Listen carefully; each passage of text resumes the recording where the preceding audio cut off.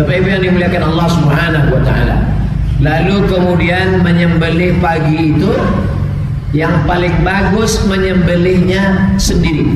Karena Nabi SAW menyembelih sendiri. Nabi dipotongnya sendiri.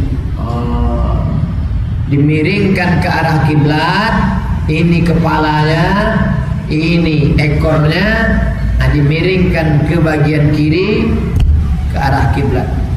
Kepala dipegang. Bismillahi wallahu akbar.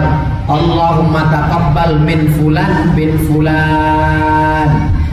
Ustaz Somad, ya, waktu memotong itu pisaunya dari bawah ke atas atau dari atas ke bawah? Sampai begitu jemaah ini bertanya.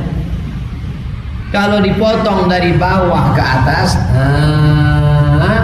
darahnya turun ke bawah.